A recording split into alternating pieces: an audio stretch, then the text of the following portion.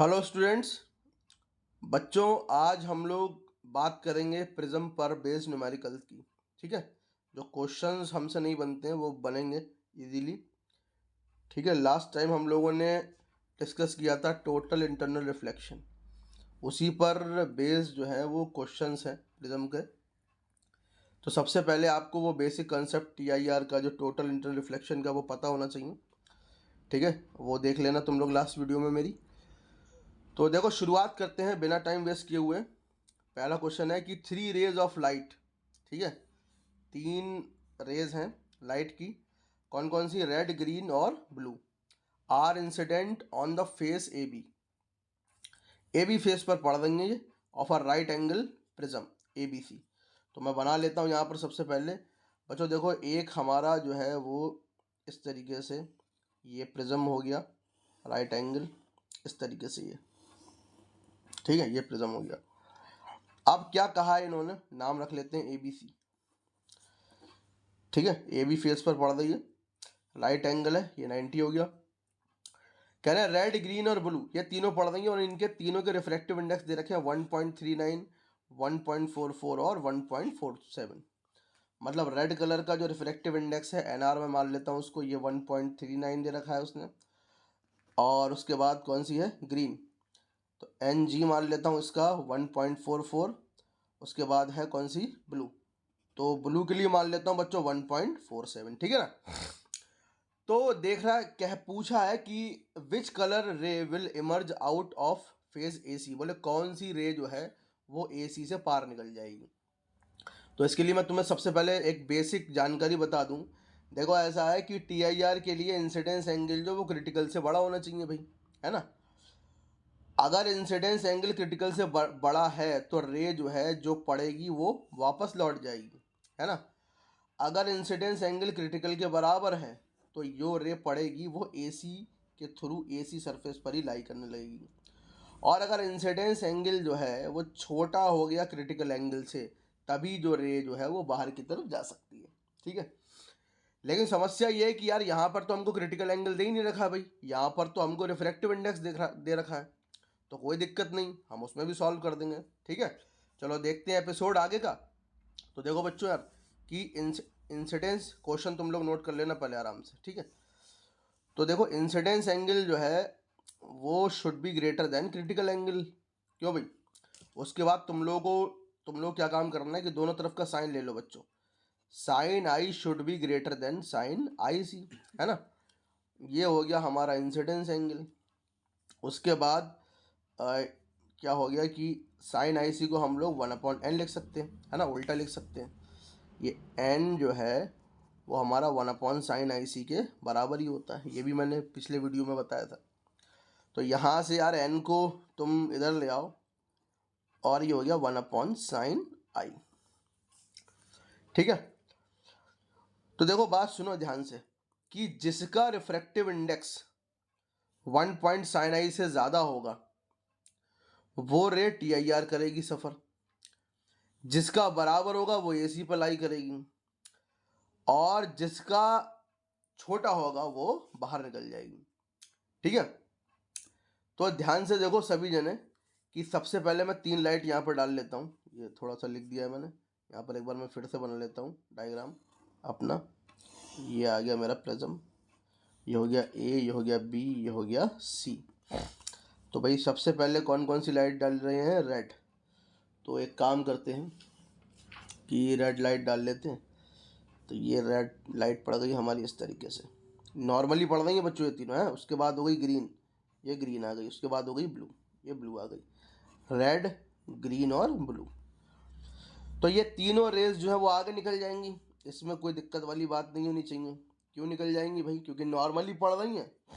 तो नॉर्मली पड़ रही हैं इसका मतलब है नॉर्मल पर पड़ रही हैं, नॉर्मल से एंगल नहीं बना रही हैं, ध्यान से सुनना, नॉर्मल पर पड़ रही हैं। बहुत से बच्चे कंफ्यूज हो जाते हैं, वो इंसिडेंस एंगल को 90 लिख देते हैं, जबकि ये बात बिल्कुल गलत है। ठीक है, 90 मत लिख देना इंसिडेंस एंगल को। जब रे जो है वो हमारी नॉर्मल पर पड़ेगी तो इंसिडेंस एंगल 0 हो जाएगा। तो जब इंसिडेंस एंगल 0 होगा तो क्या सोचते हो, रिफ्रैक्शन एंगल 0 नहीं होगा, बिल्कुल 0 होगा। उसके बाद क्या काम करना है कि नॉर्मल मैं दिखा देता हूँ, एक का दिखा देता हूँ, बाकी तीनों के लिए भी एक जैसे ही होगा, पैरेलल पैरेलल। तो देखो बात सुनो यहाँ पर कि भाई ये वाला एंगल जो तुम लोग देख रहे हो, ये रेड के लिए भी मैं बात कर रहा हूँ, ये 90 है। क्यों भाई बच्चों, ये 90 हो गया है ना। और दूसरी बात ये है कि ये जो ट्राइंगल है हमारा वो राइट एंगल ट्राइंगल है। तो अगर ये 90 है तो ये सामने वाला कितना होगा, 45, 45 के हो जाएंगे। तो ये 90 है तो ये हमारा हो गया 45 हो गया। ठीक है, तो 90 प्लस 45 कितना होता है, 135। तो ये वाला एंगल कितना हो जाएगा, ये भी 40, ये जो है हमारा 45 का हो जाएगा। ट्राइंगल के तीनों एंगलों का सम 180 होता है। तो ये एंगल जो है हमारा ये भी 45 का हो जाएगा। अब जब ये एंगल 45 का हुआ तो ये भी एंगल 45 का होगा, क्योंकि ये नॉर्मल जो है इस सरफेस AC से 90 डिग्री पर है। तो देख रहे हो बच्चों कि ये जो इंसिडेंस एंगल तुमने निकाला है, ये मैं दिखाता हूँ यहाँ पे, ये तुम लोगों ने इंसिडेंस एंगल निकाला है ये 45 का है। किसके लिए, रेड के लिए। सिमिलरली ग्रीन के लिए भी ये कितना होगा, 45 का ही होगा बच्चों, है ना। और सिमिलरली ब्लू के लिए भी ये कितना होगा, 45 का ही होगा। अब ध्यान से सुनो बात को। तो ये इंसिडेंस एंगल तुमने अभी तीनों के लिए फाइंड कर लिया है। तो यार यहाँ पर अगर मैं रेड कलर की बात करूँ, रेड कलर की, तो रेड कलर के लिए जो इंसिडेंस एंगल है वो 45 है ना। अब रिफ्रैक्टिव इंडेक्स रेड कलर का देखो यहाँ पे कितना दे रखा है। रिफ्रैक्टिव इंडेक्स जो रेड कलर का वो 1.33 है ना। तो 1.33 रिफ्रैक्टिव इंडेक्स हो गया रेड कलर के लिए। तो यहाँ पर मैं लिख देता हूँ 39 था, 1.39। साइन 45 की जो वैल्यू है वो कितनी हो जाएगी, 1/√2। ठीक है, ये 1/√2 गई। जब मैं इसको पलटूंगा तो ये 1.39 और ये √2 पर जाएगा तो ये √2 हो गया। ठीक है, और बच्चों 1.39 और √2 की वैल्यू कितनी होगी, 1.414। क्यों भाई, 1.414। तो देख रहे हो यार कि रिफ्रैक्टिव इंडेक्स जो है वो ज़्यादा होना चाहिए TIR के लिए। रिफ्रैक्टिव इंडेक्स जो है वो ज़्यादा होना चाहिए TIR के लिए, लेकिन यहाँ पर तो उल्टा हो गया। रिफ्रैक्टिव इंडेक्स जो है रेड कलर का वो छोटा हो गया। तो इसका मतलब है कि रेड कलर की जो लाइट है वो आगे की तरफ बढ़ जाएगी। ठीक है, यहाँ पे कहीं दिखा दो कि ये आगे की तरफ बढ़ जाएगी, मतलब रेड कलर, ये सीधा सीधा नहीं होना चाहिए। अच्छा ध्यान रखना, थोड़ा सा मैं इसको इस तरीके से दिखा देता हूँ कि ये यहाँ पर इस तरीके से ऐसे चली जाएगी, ये ऐसे चली जाएगी इस तरीके से। ठीक है, तो रेड कलर की पहली लाइट ही क्या हो गई, पहली लाइट हमारी जो है वो मूव ऑन कर गई आगे की तरफ। ठीक है, ये जो लाइट देख रहा हो तुम लोग, यहाँ पे दिखा देता हूँ। रेड कलर, ये रेड कलर के लिए ये लाइट जो है वो आगे की तरफ चली गई होगी। ठीक है, मतलब थोड़ा सा बेंड हो गई होगी। अब ग्रीन के लिए आ जाओ, सिमिलरली यही प्रोसेस हम ग्रीन के लिए लगा देंगे। तो ग्रीन के लिए भी हमारा एन जो है वो इससे बड़ा होना चाहिए। तो ग्रीन के लिए देखो यही वाली कंडीशन लगाओ, है ना। ग्रीन के लिए कितना था, NG, वो हमारा बड़ा होना चाहिए √2 TIR के लिए। तो ग्रीन कलर का तो 1.44 है और ये जो है बड़ा बैठ रहा है 1.414 से। तो ठीक है, हाँ ये बढ़िया बात है कि ग्रीन कलर के लिए जो है वो हमारा TIR हो जाएगा। तो ये रे हमारी इस तरीके से ऐसे चली जाएगी, है ना। सिमिलरली ब्लू कलर के लिए देख लो यार, ब्लू कलर की वैल्यू भी जो है रिफ्रैक्टिव इंडेक्स जो है ब्लू कलर का वो √2 से ज़्यादा होना चाहिए। यहाँ पर देखो साफ साफ है 1.47 दे रखी वैल्यू, और ये कंपेयर करेंगे 1.414 से, तो ये भी जो है क्या हो जाएगी, TIR पर चली जाएगी, मतलब टोटल इंटरनल रिफ्लेक्शन पर चली जाएगी। तो देख रहे हो बच्चों कि केवल एक इकलौती रे जो है वो रेड कलर की जो रे है वही हमारा पास आउट कर जाएगी, और बाकी जो ग्रीन और ब्लू है वो हमारी कैसी हो जाएंगी, TIR पर चली जाएंगी। समझ में आया ना बच्चों। तो बेसिक कंसेप्ट क्या था कि रिफ्रैक्टिव इंडेक्स से हम पता कर लेंगे, रिफ्रैक्टिव इंडेक्स और इंसिडेंस एंगल में कंपेयर करके जो हम इसको इजीली फाइंड आउट कर लेंगे। ठीक है, चलो बच्चों देख लो एक बार, इसको नोट कर लो सही से।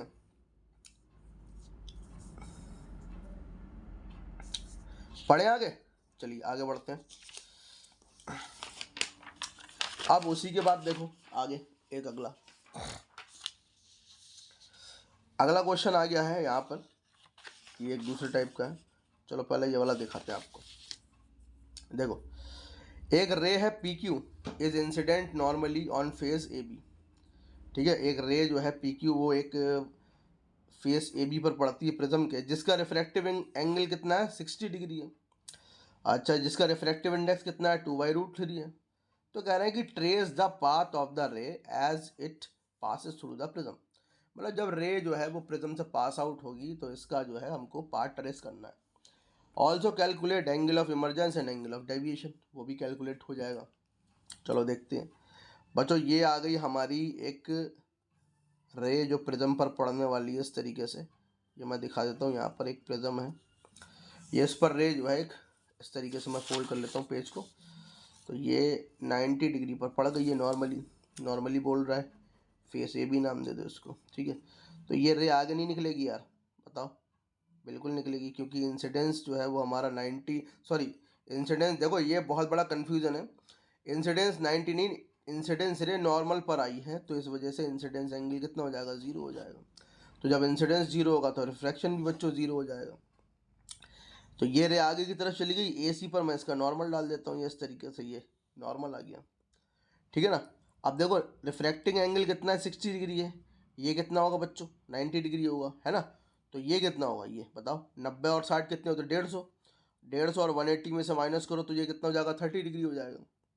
अच्छा, तो जब ये 30 डिग्री होगा बच्चों तो ये कितना हो जाएगा, 60 हो जाएगा, क्योंकि नॉर्मल जो है AC के साथ 90 डिग्री पर है, तो ये 60 डिग्री हो जाएगा। अब बच्चों ध्यान से देखो कि फिर से वही बात कि इंसिडेंस एंगल जो है वो हमारा क्रिटिकल से ज़्यादा होना चाहिए TIR के लिए। दोनों तरफ का साइन ले लो, साइन आई सी, साइन आई हो गया हमारा, और साइन आई सी की जगह हम फिर से 1/n दे रखें, क्योंकि बच्चों रिफ्रैक्टिव इंडेक्स दे रखा है हमें, क्रिटिकल एंगल नहीं दे रखा, तो इसको पलटना हमारी मजबूरी है। तो n should be greater than 1/sin i, है ना। अब उसके बाद क्या काम किया बच्चों, उसके बाद रिफ्रैक्टिव इंडेक्स जो है वो हमें दे रखा है 2/√3, है ना। और इंसिडेंस एंगल हमने कितना निकाला है, 60 डिग्री फॉर फेस AC के लिए जो इंसिडेंस है वो 60 डिग्री है। ध्यान रखना बच्चों, AC के लिए 60 डिग्री है और AB के लिए 0 है, तो यहाँ AC की बात होगी तो ये 60 डिग्री हो जाएगा। उसी के बाद क्या होगा बच्चों, ये 2/√3 जो है इसका जब हम कंपेयर करेंगे तो sin 60 हमारा कितना हो जाता है, √3/2, तो ये √3/2 हो गया, इसको पलट लीजिए तो ये 2/√3 हो गया। तो देख रहे हो बच्चों कि रिफ्रैक्टिव इंडेक्स और 1/sin i ये दोनों कैसे हो गए, इक्वल आ गए, ये बड़े कहाँ हैं एक दूसरे से, ना इनमें कोई बड़ा ना कोई छोटा है, तो बराबर बैठ गए। तो भैया इंसिडेंस एंगल अगर क्रिटिकल से बड़ा होगा तभी TIR होगा, अगर इंसिडेंस एंगल क्रिटिकल के बराबर हो गया यहाँ पर जैसा हो रहा था, तो ये जो देख रहे हो ना, ये जो रे आ रही है हमारी PQ जो रे आ रही है वो सीधा सीधा हमारी इस फेस AC पर आ जाएगी, है ना, इस फेस AC पर आ जाएगी। अगर ज़्यादा होता इंसिडेंस एंगल क्रिटिकल से तो ये रे हमारी इधर को जाती, TIR हो जाता, कम होता तो ये बाहर निकल जाती, और बराबर है तो ये ठीक सरफेस पर, है ना, मिडल कंडीशन हो गई, मीडिएटर कंडीशन हो गई, तो ये बिल्कुल हमारा AC पर लाई करेगा। अच्छा, उसी के बाद बच्चों देखो एंगल ऑफ इमरजेंस भी पूछा है, एंगल ऑफ डेविएशन भी पूछा है, तो यार एंगल ऑफ इमरजेंस को निकाल लो, है ना। तो एंगल ऑफ इमरजेंस को कैसे निकालोगे, ध्यान से सुनो, इमरजेंट रे नॉर्मल के साथ जो एंगल बनाएगी वही तो होगा एंगल ऑफ इमरजेंस, और साफ साफ दिख रहा है यार वो तो 90 डिग्री है, क्यों बच्चों। एंगल ऑफ डेविएशन निकाल लो, तो एंगल ऑफ डेविएशन कैसे निकालेंगे यार, कि भाई एंगल ऑफ डेविएशन होता है डेल्टा प्लस A बराबर I+E, बहुत ही इंपॉर्टेंट फार्मूला है ना, प्रिज्म के रिफ्रैक्शन से रिलेटेड फार्मूला है। तो डेविएशन एंगल तुमको निकालना है, एंगल ऑफ प्रिज्म तुमको 60 दे रखा है बराबर, अब इंसिडेंस I कौन सा लगाएं, ये वाला लगाएं कि ये वाला लगाएं। तो बच्चों जो हम ये डेरिवेशन प्रूफ करते हैं तो उसमें हम इंसिडेंस एंगल ये वाला दिखाते हैं सबसे पहले फ्रंट से, और इमरजेंस एंगल जो वो सबसे लास्ट से दिखाते हैं। तो इंसिडेंस एंगल कितना हो गया, 0 हो गया, यहाँ से E की वैल्यू निकल आएगी बड़े इजी से, तो डेल्टा जो है हमारे पास कितना हो गया, E कितना था 90, और 90 में से 60 माइनस कर दो, तो डेल्टा जो है वो हमारे पास आ गया बच्चों 30 डिग्री, ठीक है ना। एक बार इसको सही से नोट कर लो तुम लोग, बड़ा इजी क्वेश्चन था, हो जाएगा आसानी से, है ना। चलो अब इसी के आगे देखो बच्चों, तुम लोग देख लो, नोट कर लो सही से, अगला क्वेश्चन पे चलते हैं।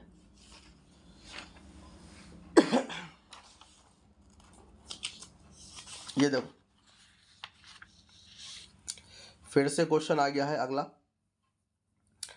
देखो, two normally monochromatic rays are incidence on face A B of an isosceles right angle prism ABC, है ना। The refractive indices of the glass prism for the two rays 1 and 2 are respectively 1.35 and 1.45. Trace the path. बड़ा आसान है यार।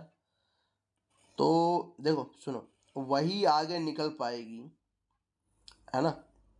अभी बताते हैं कौन सी आगे निकल पाएगी। तो यार इंसिडेंस एंगल क्रिटिकल एंगल से बड़ा होना चाहिए TIR के लिए। तो फिर से अगर दोनों टर्म का साइन ले लेंगे तो sine I should be greater than sine IC, and sine IC can be written as 1/n। तो n should be greater than 1/sin I। अगर n की वैल्यू 1/sin I से बड़ी है तभी TIR होगा, है ना। अगर बराबर है तो रे जो है वो सीधा प्रिज्म पर ही आ जाएगी, लाई करेगी। और अगर छोटा है n की वैल्यू तभी वो जो है वो आगे की तरफ जा पाएगी। तो बारी बारी से देखते हैं। पहली रे इस तरीके से डाल लेते हैं। यहाँ पर नॉर्मली गई है, तो अभी मैंने आप लोगों को बताया था कि इंसिडेंस भी 0 होगा और रिफ्रैक्शन भी कितना होगा बच्चों, 0 होगा। ये नॉर्मल आ जाता है साहब, ये 90 डिग्री हो गया, क्योंकि आइसोसेलेस ट्रायंगल है तो ये भी 45 होगा। 90 और 45 135 होते हैं, तो ये 45 आ जाएगा। अब जब ये 45 तो ये भी 45, क्यों भाई बच्चों, है ना। जब ये 45 होगा तो ये भी 45 होगा। समझ ही गए होगे आगे की कहानी। तो ये 45 हो गया। उसके बाद सुनो ध्यान से बच्चों तुम लोग, कि लगाओ तो जरा, ये फर्स्ट रे आ गई, अभी यहीं कहीं सेकंड रे भी आ रही होगी यहाँ पर इस तरीके से। दोनों के लिए एक ही जैसी सिचुएशंस होंगी। इसके लिए भी 45 होगा, क्योंकि आई हमारा ये 0 हो गया, मतलब ये एंगल जो है वो 90 हो गया इंसिडेंस रे और फेज ए बी का। तो ये भी 90 होगा। तो जब ये 90 होगा और ये 45 है तो ये भी 45 आएगा, और जब ये 45 है तो ये भी 45 होगा। मतलब दोनों के लिए एक जैसी है। और ये भी देख सकते हैं कि दोनों रे पैरेलल हैं, तो दोनों का जो इंसिडेंस एंगल है वो एक जैसा होगा। लेकिन इसका जो रिफ्रैक्टिव इंडेक्स है, पहले वाली रे का रिफ्रैक्टिव इंडेक्स उसने 1.35 कहा है, दूसरी वाली का रिफ्रैक्टिव इंडेक्स उसने 1.45 कहा है ना। कंपेयर करो जल्दी से फटाफट। तो n जो है वो should be greater than 1/sin I, है ना। और sin I जो है वो हमारा 45 है, तो sin 45 की वैल्यू 1/√2 होती है। 1/√2 को ऊपर ले चलो तो ये √2 हो जाएगा। तो फर्स्ट कलर के लिए यहाँ पे मैं लिखता हूँ, फर्स्ट कलर के लिए, है ना, फर्स्ट कलर या फर्स्ट रे जो है, जो भी है व्हाटएवर, उसके लिए रिफ्रैक्टिव इंडेक्स कितना है, 1.35 है, और √2 की वैल्यू 1.414 होती है। तो यार ये तो उल्टा हो गया भाई, देख रहे हो। रिफ्रैक्टिव इंडेक्स की वैल्यू ज़्यादा होनी चाहिए थी √2 से, तभी तो TIR होता। तो यहाँ पर तो छोटी है, तो ये जो है इसको टाटा बाय बाय कह के ये आगे निकल जाएगी, नॉर्मल से दूर हट जाएगी, है ना, क्योंकि डेंसर टू रेडर जा रही है। अब रे सेकंड के लिए देखो, रे सेकंड के लिए जो रिफ्रैक्टिव इंडेक्स है वो 1.45 है, और साफ साफ दिख रहा है कि ये यार जो है 1.414 होती है √2 की वैल्यू, 1.414 से ज़्यादा है। तो इसका मतलब है रे 2 जो है वो अंडर गोस कर जाएगी किसके लिए, TIR के लिए, टोटल इंटरनल रिफ्लेक्शन। ठीक है ना बच्चों, बन पा रहे हैं ना क्वेश्चन, बहुत ज़्यादा टफ नहीं है, ठीक है। तो देख सकते हो आप लोग उसके लिए। चलो आगे बढ़ते हैं, अगला देखते हैं। अगला क्वेश्चन है बच्चों, क्या कह रहा है कि सुनो, a light ray is incident perpendicular to one face of 90 degree prism, ठीक है, and is totally internally reflected at the glass air interface. If the angle of reflection is 45, we conclude that refractive index। देखो इसका मतलब समझो, एक light रे है, incident हुई है perpendicularly one face of a 90 degree prism. 90 degree prism का मतलब बिल्कुल वही जैसा पीछे था, ये 90 डिग्री हो गया इस तरीके से ना। नॉर्मली ये सीधे डाली गई है, इस तरीके से नॉर्मली डाल दो तो सीधी सी बात है भैया लाइट आगे बढ़ जाएगी। तो जब ये 90 है तो इन दोनों का सम जो है वो 90 होना चाहिए, तो ये 45 है, ये 45 मान लो उसको, है ना। उसके बाद इस देखो इसका जो एंगल ऑफ रिफ्लेक्शन दे रखा है, यहाँ पे थोड़ा सा मेरे को क्वेश्चन में मिस्टेक लग रहा है। A light rays incidence perpendicular to one face of 90 degree prism and it is totally, sorry कोई दिक्कत नहीं, it is totally reflected at the glass air interface. ये ग्लास एयर इंटरफेस हो गया, ये ग्लास हो गया प्रिज्म, और ये एयर हो गया interface. If the angle of reflection is 45, तो एंगल ऑफ रिफ्लेक्शन मतलब TIR की बात हो रही है, तो ये 45 रिफ्लेक्शन है, इंसिडेंस भी डायरेक्टली 45 हुआ। मतलब देखा जाए यहाँ पे सभी कुछ दे रखा है। उसके बाद क्या है कि रिफ्रेक्टिव इंडेक्स निकालो। अरे कुछ नहीं है, खत्म है यार। देखो एन कैसे निकालते हैं, n is equal to 1/sin i। N greater than होना चाहिए 1/sin i से। अभी अभी हम लोग पढ़ चुके हैं ना भाई, इंसिडेंस एंगल बड़ा होना चाहिए ना क्रिटिकल से, दोनों तरफ का साइन ले लो। ये साइन आ गया और यहाँ पे ये आ गया sin आ गया, ठीक है भाई। उसके बाद क्या काम करना है, उसके बाद फिर जानते ही हो sin i को पलट के तुमको क्या लिखना है, sin i को पलट के लिखना है 1/n। तो n जो है वो should be greater than 1/sin i। अब यहाँ पर जो इंसिडेंस एंगल दे रखा है वो साफ साफ कितना दे रखा है, 45, क्योंकि रिफ्लेक्शन 45 है तो इंसिडेंस भी 45 ही होएगा, तो ये 45 हो गया। तो n should be greater then, ये हो गया हमारा sin 45 की वैल्यू कितनी थी, 1/√2। तो रिफ्रैक्टिव इंडेक्स जो है ये देखो √2 से बड़ा होना चाहिए, देख रहे हो। Refractive index of the prism जो है, refractive index of the prism जो है वो आपका √2 से कैसा होना चाहिए, बड़ा। तो यहाँ पर लिख देंगे शुड बी ग्रेटर देन √2, ठीक है ना। बड़ा आसान क्वेश्चन है, देख लो। चलो इसके आगे बढ़ते हैं, हो गया पीछे, ठीक। तो बच्चों इस तरीके से जो है हम लोग क्वेश्चन कर सकते हैं। एक लास्ट क्वेश्चन देखते हैं हम लोग आज के सेशन का। देखो यार क्या कह रहा है कि one face of prism of refracting angle of 30 degree and refracting index, है ना, जो रिफ्रैक्टिव इंडेक्स है हमारा वो कितना दे रखा है, 1.414 इज सिल्वर्ड।